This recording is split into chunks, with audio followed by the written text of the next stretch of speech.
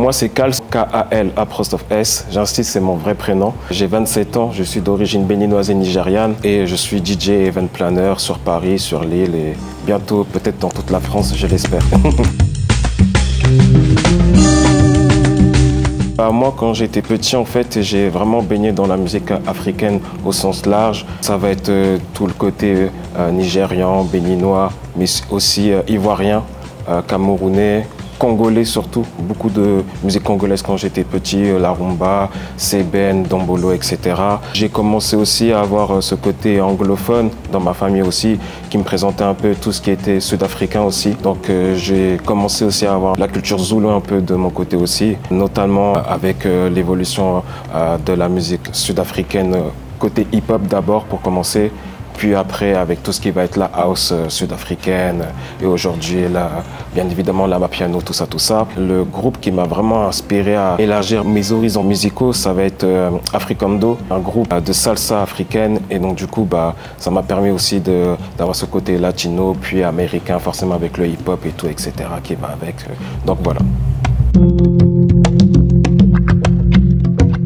En fait, de base, je tenais une page musicale qui s'appelait A Day A Song, où j'avais vraiment l'envie déjà de partager ma culture musicale en fait. Je te l'ai dit de partout, des States comme de l'Angleterre, de l'Afrique et tout aussi des pays latinos. Et derrière en fait, ce qui m'a inspiré, c'est surtout les autres personnes qui m'ont poussé en fait à partager réellement ma culture musicale avec déjà mes événements. Donc je fais des soirées sur l'île et Paris comme je l'ai dit tout à l'heure, mais aussi ma culture musicale avec le mix, qui n'était pas du tout une passion de base, ça fait que 3 ans que je suis dedans, mais vu qu'on me reconnaît un certain talent dedans, j'ai décidé de pousser ça vraiment à 100% et aujourd'hui je suis vraiment dédié à partager tout ça et surtout à laisser une sorte d'héritage parce que je connais pas vraiment de DJ afro vraiment confirmé qui essaie de défendre vraiment cette culture-là. Il y en a très peu en tout cas en France, alors que dans les pays anglophones ça se pousse un peu plus. Donc je vais vraiment en tout cas à mon niveau essayer de faire un maximum par rapport à ça. Franchement, au début, c'est vraiment moi à mon niveau d'observer qu'en fait en France, on est beaucoup axé sur la tendance. On n'est pas réellement là pour faire découvrir des artistes, des nouvelles tendances ou même de les créer en fait. Et moi, quand j'avais créé cette page-là, en fait, c'était tout simplement pour montrer que, regardez, en fait, il y a d'autres pays qui arrivent à créer, pourquoi pas nous? Et derrière, j'ai créé cette page-là pour vraiment sensibiliser à d'autres nouveautés. En 2017, il n'y avait pas encore de l'afro swing, par exemple, qui se partageait. Il n'y avait pas encore de la UK drill. Il n'y avait pas encore tout ce qui est dembo, qui commence à exploser aujourd'hui. Le bouillon, pareil. Et donc, je mettais déjà tout ça en avant, en fait. Et aujourd'hui, quand je vois qu'il y a pas mal de ces styles-là qui ont explosé, en fait, et surtout dans les soirées que je fais, moi, ça me fait plaisir parce que, entre guillemets, je me fais passer pour une personne avant-gardiste alors que je suis juste une personne qui aime la musique en fait tout simplement.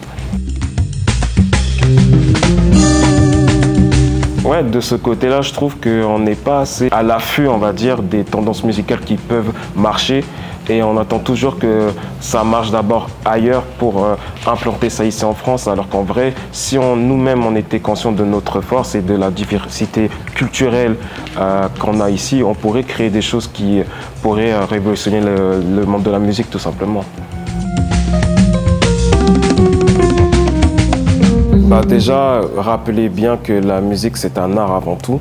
Pour commencer, c'est un art où les artistes s'expriment, véhiculent des messages pour la plupart. Il y a des musiques africaines, surtout par exemple au Nigeria, où aujourd'hui avec Ashake par exemple, on découvre le Fuji, alors que le Fuji, ça fait vraiment, moi qui ici dans la culture nigériane, ça fait vraiment des années que c'est là.